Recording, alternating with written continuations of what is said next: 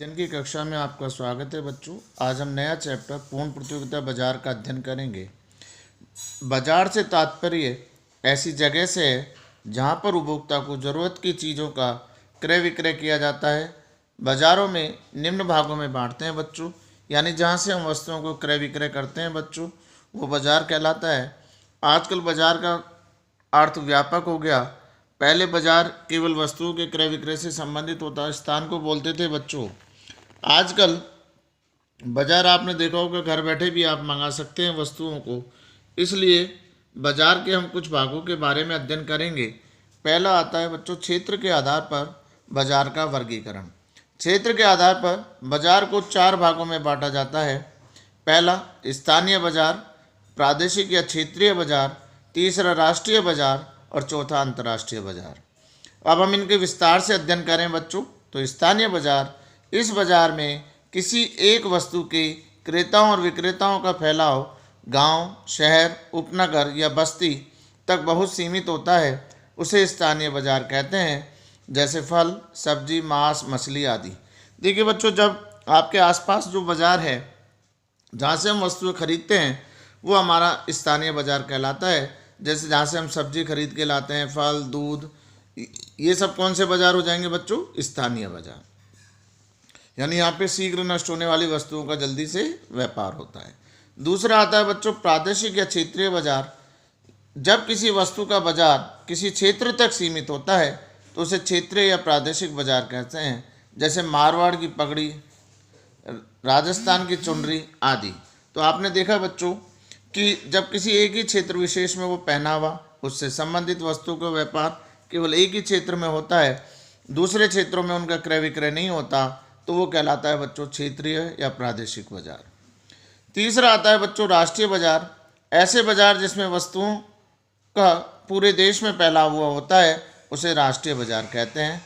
जैसे फ्रीज है, टीवी है, कूलर है, खाद्य पदार्थ हैं, आभूषण है, कपड़ा है, यानी जिनको पूरे भारत में एक जैसी वस्तुओं का क्रय विक्रय हो रहा हो बच्चों, यानी जिनका बाजार पूरा भारत शहर हो, भारत देश हो, तो वो बाजार कौन सा कहलाता है? राष्ट्रीय बाजार। अंतर्राष्ट्रीय बाजार, ऐसे बाजार जिनमें वस्तुओं का बाजार देश के साथ साथ विदेशों तक भी फैला होता है, उन्हें अंतर्राष्ट्रीय बाजार कहते हैं।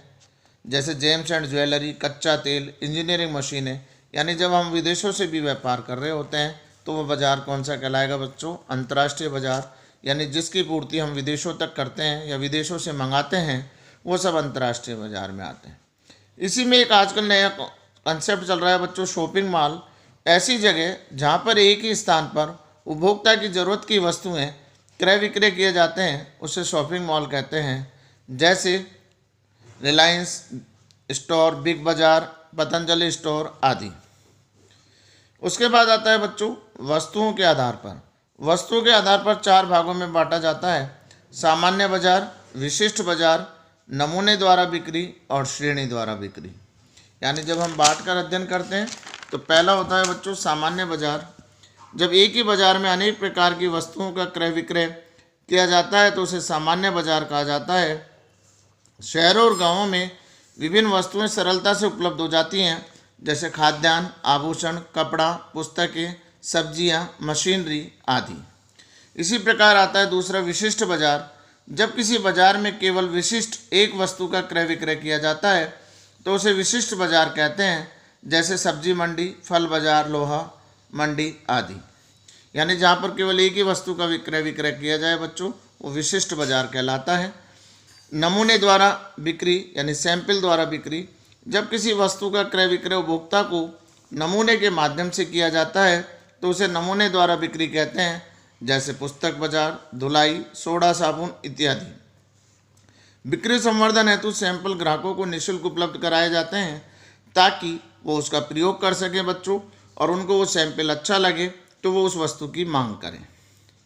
एक नया कंसेप्ट चल रहा है बच्चों आजकल, ऑनलाइन मार्केट। ऐसे मार्केट जिसमें छोटे से छोटे कस्बों और बड़े से बड़े महानगरों तक अपनी ज़रूरत की चीज़ों को घर बैठे बैठे ऑनलाइन मंगवा सकते हैं, जिसे हम ऑनलाइन मार्केट कहते हैं। जैसे अमेजन है, फ्लिपमार्ट है, होम शॉप 18 है आदि। यानी जब हम ऑनलाइन के लिए बच्चों इंटरनेट ज़रूरी है, इंटरनेट के माध्यम से किसी की भी साइट पर जाकर हम माल का ऑर्डर करते हैं तो वो हमारे निर्धारित स्थान पर माल को भेज देते हैं, उसे बोलते हैं ऑनलाइन मार्केट। अगला आता है बच्चों श्रेणी द्वारा बिक्री, यानी ग्रेडिंग द्वारा करके। खाद्यान्न, फलों और सब्जी वस्तुओं का श्रेणीकरण प्रमाणीकरण द्वारा वस्तुओं की क्वालिटी निर्धारित होती है। इसी आधार पर क्रय विक्रय किया जाता है, जैसे ISI, FSSI कीमती धातुओं पर हॉलमार्क द्वारा वर्गीकृत किया जाता है। तो बच्चों जिन पे अपन एक स्टैंडर्ड निर्धारित कर देते हैं और उस स्टैंडर्ड के अनुसार ही उन वस्तुओं की क्वालिटी होती है, तो वो कहलाती है श्रेणी द्वारा बिक्री। जैसे सोने पर आजकल चल रहा है कि होलोग्राम का निशान लग के आएगा, ताकि उसमें बेईमानी और मिलावट की संभावना ना रहे। बिक्री के आधार पर देखें तो बच्चों बिक्री के आधार पर बाजार दो भाग होते हैं, खुदरा बाजार यानी फुटकर बाजार और थोक बाजार। खुदरा बाजार, इस बाजार में रोजमर्रा की सामान्य वस्तुओं का सीमित तथा छोटी मात्रा में क्रय विक्रय किया जाता है, उसे खुदरा बाजार कहते हैं। जैसे मोहल्लों में स्थित किराने की दुकान, जहाँ पर बच्चों छोटी छोटी वस्तुएं छोटी छोटी मात्रा में मिल जाती हैं, वो खुदरा बाजार कहलाता है बच्चों। थोक बाजार, जैसे कि खुदरे फुटकर बाजार के विपरीत थोक बाजार में वस्तु की मांग थोक में खरीदी व बेची जाती है, इस कारण बाजार की सामान्य कीमतें न्यून होती है। थोक बाजार में एक विशिष्ट वस्तु का क्रय विक्रय होता है, जैसे सब्जी मंडी, फल मंडी, लोहा मंडी, यानी जहाँ पर बड़ी मात्रा में वस्तुएं बेची जाती है वो बाजार कहलाता है बच्चों थोक बाजार। उसके बाद हम बात करेंगे बच्चों समय के आधार पर, उनका अपन कल अध्ययन करेंगे। आज आप थोड़ा सा इन बाजार के बारे में अध्ययन कीजिएगा और अपनी नोटबुक में अंकित कीजिएगा।